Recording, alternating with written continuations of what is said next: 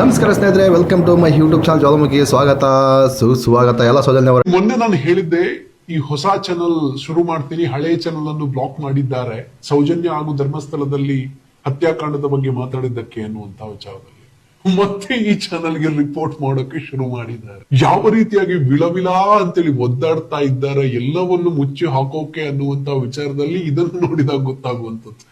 500 ಜನ ಫಾಲೋವರ್ಸ್ ಇದ್ದಾರೆ. ಸೊ ಅದನ್ನು ಕೂಡ ಬ್ಲಾಕ್ ಮಾಡೋಕೆ ಪ್ರಯತ್ನ ಪಡ್ತಾ ಇದ್ದೀರಾ ಅಂತ ಹೇಳಿದ್ರೆ ಸೌಜನ್ಯ ಪಟ್ಟಂತಹ ನೋವು ಖಂಡಿತವಾಗ್ಲೂ ನಮ್ಮ ಇನ್ಸ್ಟಾಗ್ರಾಮು, ಫೇಸ್ಬುಕ್, ಯೂಟ್ಯೂಬ್ ಬ್ಯಾನ್ ಆದ್ರೆ ಆಗೋದಿಲ್ಲ ಸ್ವಾಮಿ. ಸೌಜನ್ಯದ ಜಡ್ಜ್ಮೆಂಟ್ ಕೆಲವೇ ದಿನಗಳಲ್ಲಿ ಬರೋಕೆ ಇದೆ. SIT ಕೂಡ ರಚನೆ ಆಗುತ್ತೆ. ನಂತರ ಏನೂ ಕೂಡ ನಮ್ಮ ಬಗ್ಗೆ ಮಾತಾಡ್ಲೇಬಾರದು, ಅದಕ್ಕೋಸ್ಕರ ಬ್ಲಾಕ್ ಮಾಡೋಣ ಅಂತೇಳಿ ಪ್ಲಾನ್ ಮಾಡ್ತಾ ಇದ್ದೀರಲ್ವಾ, ಮತ್ತೆ ಮತ್ತೆ ಹುಟ್ಟಿ ಬರುತ್ತೇವೆ.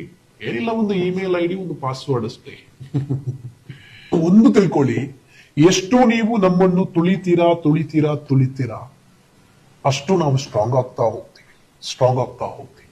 ಒಂದು ಕುಡ್ಲಾ ರಾಂಪೇಜ್ ಅನ್ನುವಂತ ಚಾನಲ್ ಇತ್ತು ನಂದು, ಬ್ಲಾಕ್ ಮಾಡಿದ ಕಾರಣಕ್ಕಾಗಿ 3 ಆಯ್ತು ರೀ. ಅದಲ್ಲದೆ ಕುಡ್ಲಾ ರಾಂಪೇಜ್ಗೆ ರಿಪೋರ್ಟೇಬಲ್ ಜಡ್ಜ್ಮೆಂಟ್ ಅನ್ನು ಕೂಡ ಬರೆಸಿದ್ರಿ ಫ್ರಮ್ ದಿ ಹೈಕೋರ್ಟ್.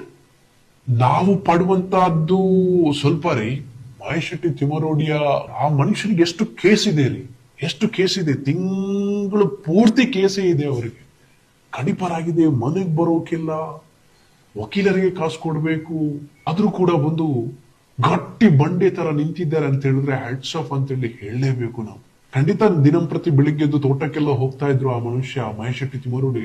ಈಗ ಎಷ್ಟು ಒಂದು ಕಟ್ಟಿ ಹಾಕಿದಾಗೆ ಆಗಿರ್ಬೇಡ ಅಂತೇಳಿ. ಸೊ ಅದರ ಎದುರುಗಡೆ ನಮ್ದು ಬ್ಲಾಕ್ ಆಗೋದು ಮತ್ತೊಂದಾಗೋದು ಏನು ಕೂಡ ಅಲ್ಲ ಅಂತೇಳಿ ಅನ್ಸುತ್ತೆ.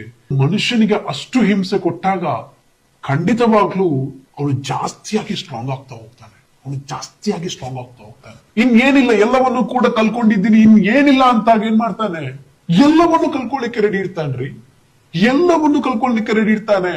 ಕೊಂದವರು ಯಾರು ಅಂತೇಳಿ ಗೊತ್ತಾಗುವವರೆಗೂ, ಸರ್ಕಾರ ತಿಳಿಸುವವರೆಗೂ ವಿರಾಮಿಸೋದು ಖಂಡಿತವಾಗ್ಲೂ ಸಾಧ್ಯನೇ ಇಲ್ಲ ಕರ್ನಾಟಕದ ಜನತೆ. ಸೌಜನ್ಯ ಎಷ್ಟು ವಿಳವಿಲವಾಗಿ ಒದ್ದಾಡಿ ಚಿತ್ರಹಿಂಸೆ ಅನುಭವಿಸಿ ಅಮ್ಮ ಅಂತೇಳಿ ಕೂಗಿ ಕಾಪಾಡಿ ಅಂತೇಳಿ ಕೂಗಿ ಪಾಪ ತನ್ನ ಪ್ರಾಣವನ್ನು ಬಿಟ್ಲು. ಅದಕ್ಕಿಂತ ಜಾಸ್ತಿ ಒದ್ದಾಡಿ ವಿಲವಿಲ ಒದ್ದಾಡಿ ಚಿತ್ರಹಿಂಸೆ ಅನುಭವಿಸಿ ಜೀವನ ಎಂಡಾಗುತ್ತೆ. ನೋಡ್ತಾ ಇರಿ. ನಮಸ್ಕಾರ ಸ್ನೇಹಿತರೆ, welcome to my YouTube channel ಜ್ವಾಲಾಮುಖಿಗೆ ಸ್ವಾಗತ ಸುಸ್ವಾಗತ. ಎಲ್ಲ ಸೌಜನ್ಯ ಹೋರಾಟಗಾರರಿಗೂ, ಸತ್ಯದ ಪರ ಇರತಕ್ಕಂಥ ಎಲ್ಲ ಹೋರಾಟಗಾರರಿಗೂ ಹಾರ್ದಿಕವಾದ ಸ್ವಾಗತ. ನೋಡಿ ಸ್ನೇಹಿತರೆ, ಧರ್ಮಸ್ಥಳದ ನಕಲಿ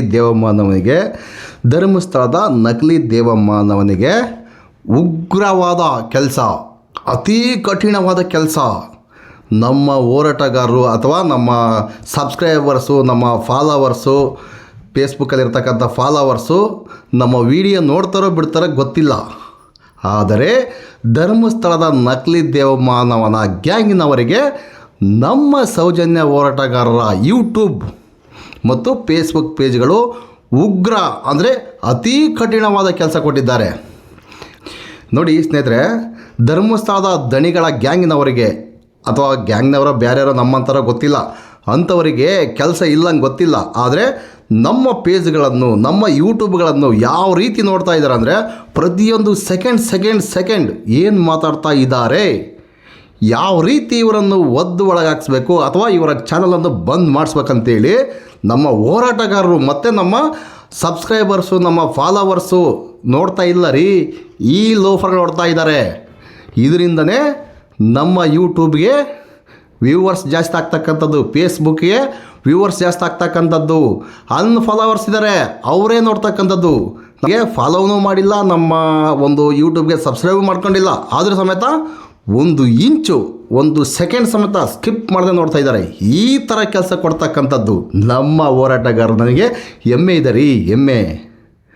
ಬೇರೆ ಮಾಧ್ಯಮಗಳನ್ನು ನೋಡ್ತಾರೆ ಬಿಡ್ತಾರೆ ಗೊತ್ತಿಲ್ಲ, ಆದರೆ ಸೌಜನ್ಯ ಪರವಾಗಿ, ಸತ್ಯದ ಪರವಾಗಿ ಯಾರು ಧ್ವನಿ ಎತ್ತಾರೋ ಅಂಥವರ ಯೂಟ್ಯೂಬ್ಗಳನ್ನು 1 ಇಂಚು ಬಿಡದೆ ನೋಡ್ತಾ ಇದ್ದಾರೆ. ಅಂದರೆ ನಾವು ಎಷ್ಟು ಜನಗಳಿಗೆ ಕೆಲಸ ಕೊಟ್ಟಿವಿ ಹೇಳಿ. ನಮ್ಮಿಂದ ಅವರು, ಅವರಿಂದ ನಾವಲ್ಲ.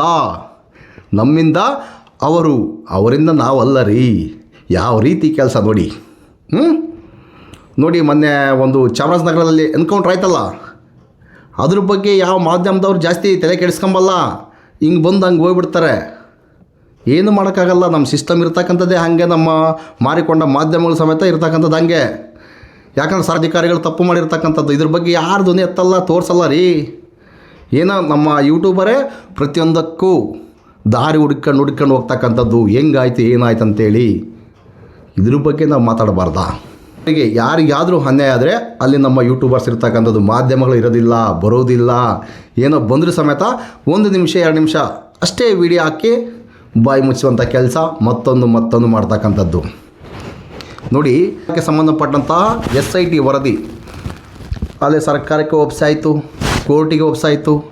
ಇದ್ರ ಬಗ್ಗೆ ಏನೋ ತುಟಿ ಪಿಟಕ್ಕಂತಾರ ಮಾರಿಕೊಂಡ ಮಾಧ್ಯಮಗಳು ಮಾತಾಡಲ್ಲ. ಯಾಕೆ ಮಾತಾಡ್ತಾರೆ? ಧರ್ಮಸ್ಥಳದ ದಣಿಗಳು ಕೋಟಿಗಟ್ಟಲೆ ಭಿಕ್ಷೆ ಬಿಸಾಕ್ತಾರಲ್ಲ, ಆ ಭಿಕ್ಷೆಯನ್ನು ಇಸ್ಕೊಂಡು ಈ ಲೋಫರ್ ಮಾಧ್ಯಮಗಳು ಮೌನರತ. ನಮಗೆ ಆ ಥರ ಮೌನರತ ಆಗಿ ಇರ್ತಕ್ಕಂಥ ಕರ್ಮ ನಮಗಿಲ್ಲ. ಅಲ್ಲೇನಿದೆ, ಏನು ನಡೆದಿದೆ ಎಂಬುದರ ಬಗ್ಗೆ ನಾವು ವರದಿನ ಕೊಡ್ತಾನೆ ಇರ್ತೀವಿ. ಆದರೆ ನಮ್ಮಗಳ ಮೇಲೆ ಸ್ಟೇ ತಂದು ನೀವು ಮಾತಾಡಬಾರ್ದು, ನೀವು ಹಾಗೆ, ನೀವು ಹೀಗೆ. ಫೇಸ್ಬುಕ್ಕಲ್ಲಿ ಬಂದು ನೋಡಬೇಕು ಯಾವ ಥರ ಕಮೆಂಟ್ ಆಗ್ತಾರೆ. ಒಬ್ಬೊಬ್ಬೊಬ್ಬೊಬ್ಬೊಬ್ಬ ಹೇಳ್ಬಾರ್ದ್ರಿ ಆ ಥರ ಕಮೆಂಟ್ಗಳು. ಹೇಗಾದರೂ ಮಾಡಿ ಮಾನಸಿಕವಾಗಿ ಇವರನ್ನು ಕುಗ್ಗಿಸುವಂಥ ಕೆಲಸ. ನಮ್ಮನೆ ಹೆಣ್ಮಕ್ಳು ಮತ್ತು ನಮ್ಮ ಮಕ್ಕಳು ಎಲ್ಲರೂ ಕಮೆಂಟ್ ನೋಡಿ, ನಿನಗೆ ಯಾಕೆ ಬೇಕಪ್ಪ ಈ ಥರ ಅಂತಂದು ಅವರು ಬಯಸ್ಕೊಂಡು ಅವ್ರಿಗೆಲ್ಲ ಅವ್ರನ್ನೆಲ್ಲ ಬೈದಿರ್ತಕ್ಕಂಥ ಕಮೆಂಟ್, ಮತ್ತು ನಿಮ್ಮ ಮುಖಾಂತರ ನಾವು ಬಯಸಬೇಕಂತೇಳಿ ಅವ್ರು ನಮ್ಮ ಮೇಲೆ ತಿರುಗಿ ಬೀಳ್ತಕ್ಕಂಥದ್ದು. ಇದು ಬೇಕಾ ನಿನಗೆ ಅಂತೇಳಿ. ಹೆಂಗ್ರಿ ಯಾವ ಥರ ಟಾರ್ಚರ್ ಕೊಡ್ತಾಯಿದ್ರಿ ಗೊತ್ತಾ? ನೀವೆಷ್ಟು ಟಾರ್ಚರ್ ಕೊಡ್ತೀರೋ ಅದಕ್ಕಿಂತ 100 ಪಟ್ಟಾಗಿ ನಾವು ಗಟ್ಟಿಯಾಗಿ ನಿಂತ್ಕೊತೀವಿ. ಅಂದರೆ ನಿಮಗೆ ಅಲ್ಲಿದೆಯಲ್ಲ, ಅದ್ರ ಬಗ್ಗೆ ಮಾತಾಡ್ತಾರಲ್ಲ, ರೀಚ್ ಆಗ್ತಿದೆಯಲ್ಲ, ಸತ್ತಿರ್ತಕ್ಕಂಥದ್ದು ಸತ್ಯ. ಅದ್ರ ಬಗ್ಗೆ ಮಾತನಾಡಿದ್ರೆ ನಿಮಗೆ ಹುರ್ಕೊಳ್ತಕ್ಕಂಥದ್ದು ಸತ್ಯ. ಅದಕ್ಕೆ ನೀವು ಈ ಥರ ಕಮೆಂಟ್ ಆಗ್ತಕ್ಕಂಥದ್ದು. ಹೇಗಾದರೂ ಮಾಡಿ ಇವರ ಬಾಯಿ ಮುಚ್ಚಿಸ್ಬೇಕು, ಇವರ ಧ್ವನಿಯನ್ನು ಅಡಗಿಸ್ಬೇಕು. ಯಾವ ಥರ ರೀ ಇದು? ವಾಕ್ ಸ್ವತಂತ್ರ ಅಂಬೋದು ಇಲ್ವಾ? ಒಂದು ಅರ್ಥ ಆಗ್ತಿಲ್ಲ ರೀ. ಲೋಫರ್ ನಕಲಿ ದೇವಮಾನವ, ನಿನಗೇನಾದರೂ ನಿಯತ್ತಿದ್ದರೆ ಕರೆಕ್ಟಾಗಿ ನಾನು ಏನೂ ಮಾಡಿಲ್ಲ, ನಾನು ಯಾವುದೇ ಒಂದು ತಪ್ಪು ಮಾಡಿಲ್ಲ ಅಂತೇಳಿ ಕರೆಕ್ಟಾಗಿ ಹೇಳಿ ಬಂದು ಮಾಧ್ಯಮದ ಮುಖಾಂತರ, ಮಾರಿಕೊಂಡ ಮಾಧ್ಯಮದ ಮುಖಾಂತರ ಅಲ್ಲ, ನಮ್ಮ ಯೂಟ್ಯೂಬ್ ಮುಖಾಂತರ ಬಂದು ಹೇಳೋದು ನಿನ್ನ ತಾಕತ್ತಿದ್ರೆ. ಅದನ್ನ ಬಿಟ್ಟು ನಮ್ಮ ಧ್ವನಿಯನ್ನು ಅಡಗಿಸುವಂಥ ಕೆಲಸ ಯಾಕೆ ಮಾಡ್ತೀಯ ಲೋಫರು? ಯಾಕೆ ಮಾಡ್ತೀಯ ನೀನು? ನಿನ್ನ ಹೆಸರು ತೊಗೊಂಡ್ರೆ ಸಾಕು, ಹಂಗೆ ಹಿಂಗೆ ಅಂತೇಳಿ ಕೇಸ್ ಹಾಕ್ಸ್ತಾ ಇದೆಯಲ್ಲ. ನಿನ್ನ ಹೆಸರು ಹೇಳಲ್ಲ, ಶಾಕ್ ಕಿತ್ಕೊಂತೀಯಲ್ಲ ಲೋಫರ್. ಎಷ್ಟು ಜನಗಳ ಮೇಲೆ ನಿನಗೆ ದಬ್ಬಳಿಕೆ. ನಮ್ಮ ಅಧಿಕಾರಿ ಯಾವ ಧರ್ಮಕ್ಕೆ ಗೊತ್ತಿಲ್ಲ ಲೋಫರು. ಅದಕ್ಕಿಂತ ಮುಂಚಿತವಾಗಿ ಜೀವಂತವಾಗಿ ಕೊಟ್ಟಿದ್ದೆ, ಅದ್ರ ಬಗ್ಗೆ ಕಂಪ್ಲೇಂಟ್ ಸಮೇತ ಇದೆ. ಇದು ಸುಳ್ಳ? ವೇದವಲ್ಲಿ ಪದ್ಮಲತಾ ಬೇಜಾನ್ ಇದಾವಲ್ರಿ. ನಿಮ್ಮ ಎದುರುಗಡೆನೆ, ನಿಮ್ಮ ಮಂಜುನಾಥ ಸ್ವಾಮಿಯ ಎದುರುಗಡೆನೆ, ನಮ್ಮ ಮಂಜುನಾಥ ಸ್ವಾಮಿ ನಿಮ್ಮಲ್ಲ ಲೋಫರ್, ನಮ್ಮ ಮಂಜುನಾಥ ಸ್ವಾಮಿ ಎದುರುಗಡೆ, ದೇವಸ್ಥಾನದ ಎದುರುಗಡೆನೆ ಜೋಡಿ ಮರ್ಡರ್. ಉತ್ತರ ಇಲ್ಲ. C report. ಧರ್ಮಸ್ಥಳ ಮಂಜುನಾಥ ಸ್ವಾಮಿ ಎದುರಲ್ಲೇ ಸತ್ತಿರ್ತಕ್ಕಂಥವ್ರಿಗೆ, ಕೊಲೆ ಆಗಿ ಸತ್ತಿರ್ತಕ್ಕಂಥದ್ದು, ರೇಫ್ ಆಗಿ ಸತ್ತಿರ್ತಕ್ಕಂಥದ್ದು, ಅಂಥವ್ರಿಗೆ ನ್ಯಾಯ ಇಲ್ಲ ಅಂದರೆ ನೀನು ಯಾರಿಗೆ ನ್ಯಾಯ ಕೊಡಿಸ್ತೀಯಾ? ಯಾವ ರಾಜ್ಯವನ್ನು ಉದ್ಧಾರ ಮಾಡ್ತೀಯಾ? ಯಾವ ಊರನ್ನು ಉದ್ಧಾರ ಮಾಡ್ತೀಯಾ? ನಿನ್ನ ಸ್ಥಳವನ್ನು ನೀನು ಪವಿತ್ರವಾಗಿ ಇಟ್ಕೊಂಡಿಲ್ಲಲ್ಲ, ಲಜ್ಜೆಗೆಟ್ಟ ಕೆಲಸವನ್ನು ಮಾಡ್ತೀಯಲ್ಲ. ಕ್ವಶನ್ ಮಾಡಿದವರಿಗೆ ಅತ್ಯಾಚಾರ ಮಾಡಿ ಕೊಲೆ ಮಾಡಿ ಬಿಸಾಕ್ತಕ್ಕಂಥ ಕೆಲಸ ಯಾಕೆ ಮಾಡ್ತಾಯಿದೆಯಾ ಲೋಫರು? ಅದನ್ನ ಬಿಟ್ಟು ನಮ್ಮ ಯೂಟ್ಯೂಬ್ಗಳ ಮೇಲೆ ಸ್ಪೈ ಕೆಲಸ ಮಾಡಿಸೋ ಲೋಫರ್, ಮಾಡಿಸು. ನೀನು ಮಾಡಿಸ್ತಕ್ಕಂಥದ್ದು ನಮಗೆ ಒಂಥರ ಇದ್ದಿದ್ದಂಗೆ ಧೈರ್ಯ ಬರ್ತಕ್ಕಂಥದ್ದು. ಈ ಚಾನಲ್ ಆಯಿತಾ, ಇನ್ನೊಂದು ಚಾನಲ್ ಕೂಡ್ಲಾರಾಮ್ ಪೇಜ್ ಇರ್ತಕ್ಕಂಥದ್ದು ಒಂದೇ ಯೂಟ್ಯೂಬ್ ಚಾನಲ್ ಇತ್ತು, ಈಗ 3 ಆಗಿದೆ. ಲೋಫರ್, ಜ್ವಾಲಾಮುಖಿ ಒಂದಿರ್ತಕ್ಕಂಥದ್ದು 3 4 ಆಗ್ತವೆ. ನೀನೇನು ನಾನು ಕಿತ್ಕೊಂಬೋಗೂ ಆಗಲ್ಲ. ಈ ಚಾನಲ್ ಆದರೆ ಇನ್ನೊಂದು ಚಾನಲ್ ಬರ್ತಾನೆ ಇರ್ತೀವಿ. ನಿಮ್ಮ ಬಗ್ಗೆ ಮಾತಾಡ್ತಕ್ಕಂಥದ್ದು ಸತ್ಯ, ನೀವು ಮಾಡಿರ್ತಕ್ಕಂಥ ಅನ್ಯಾಯಗಳ ಬಗ್ಗೆ ಎತ್ತಿಡಿತಕ್ಕಂಥದ್ದು ಸತ್ಯ. ನಿನಗೆ ನಿನ್ನ ಸಾಮ್ರಾಜ್ಯವನ್ನು, ದಣಿಗಳ ಸಾಮ್ರಾಜ್ಯವನ್ನು ನೆಲಸಮ ಮಾಡುವುದೇ ನಮ್ಮ ಕೆಲಸ.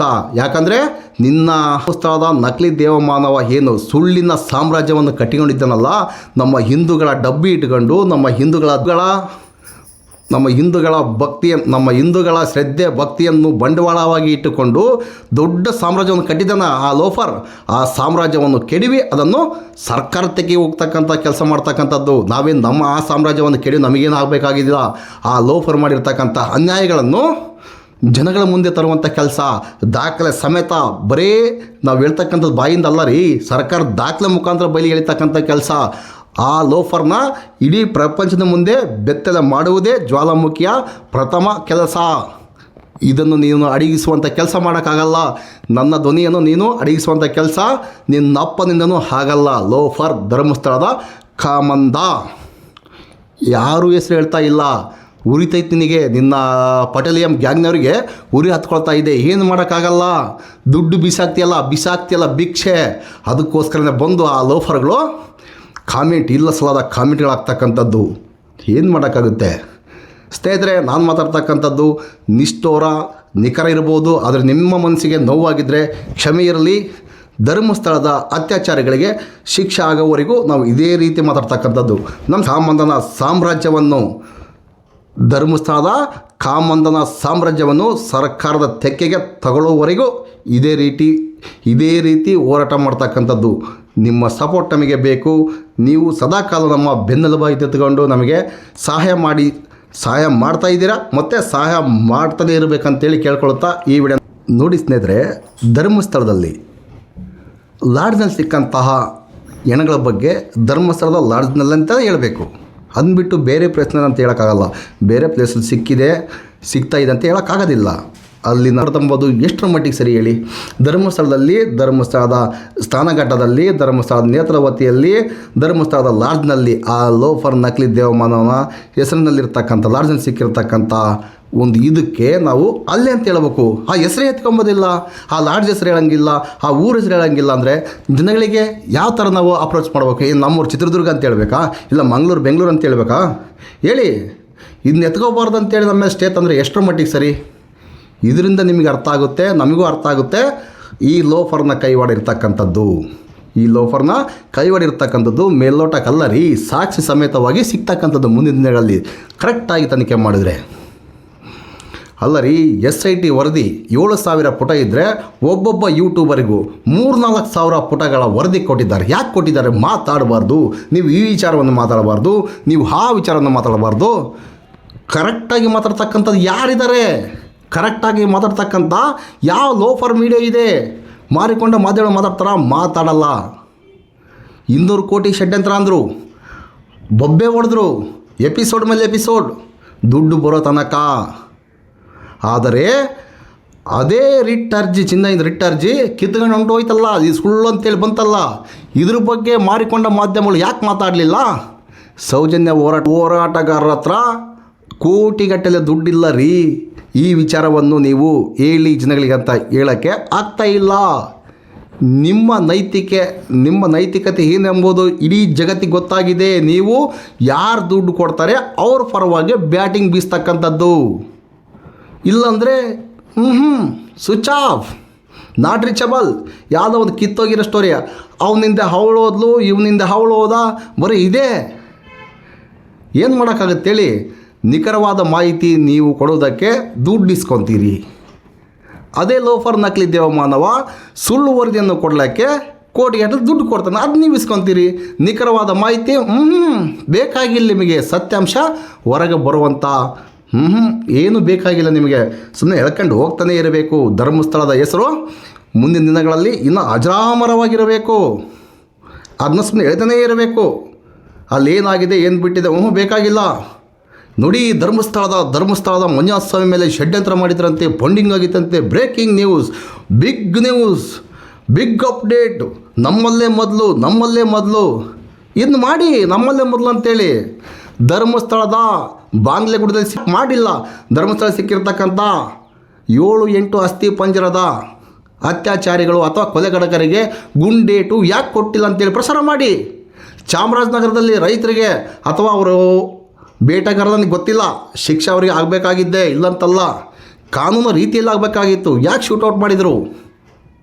ಅದೇ ರೀತಿ ಇಲ್ಲಿ ಆಗಬೇಕಲ್ಲ, ಯಾಕೆ ಆಗ್ತಾ ಇಲ್ಲ? ಪ್ರಸಾರ ಮಾಡಿದ್ರ ಬಗ್ಗೆ ಯಾರೂ ಮಾಡಲ್ಲ ರೀ.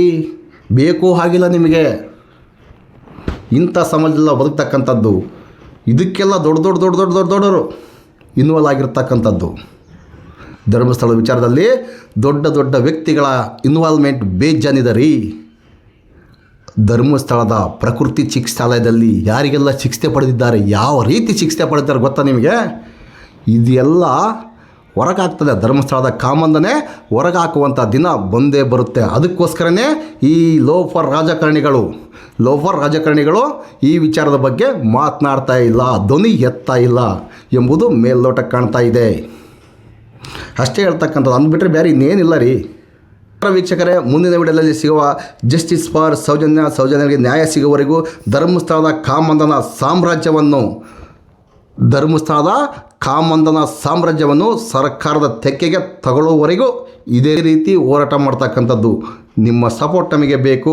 ನೀವು ಸದಾಕಾಲ ನಮ್ಮ ಬೆನ್ನೆಲುಬಾಗಿ ನಿಂತುಕೊಂಡು ನಮಗೆ ಸಹಾಯ ಮಾಡ್ತಾ ಇದ್ದೀರಾ, ಮತ್ತು ಸಹಾಯ ಮಾಡ್ತಾನೇ ಇರಬೇಕಂತೇಳಿ ಕೇಳ್ಕೊಳ್ತಾ ಈ ವಿಡಿಯೋನ ಇಲ್ಲಿಗೆ ಮುಗಿಸೋಣ. ಮುಂದಿನ ವಿಡಿಯೋದಲ್ಲಿ ಸಿಗುವ ಜಸ್ಟಿಸ್ ಫಾರ್ ಸೌಜನ್ಯ. ಜೈ ಕರ್ನಾಟಕ ಮತ್ತು ಜೈ ಭಾರತ. ನಮಸ್ಕಾರ ಸ್ನೇಹಿತರೆ.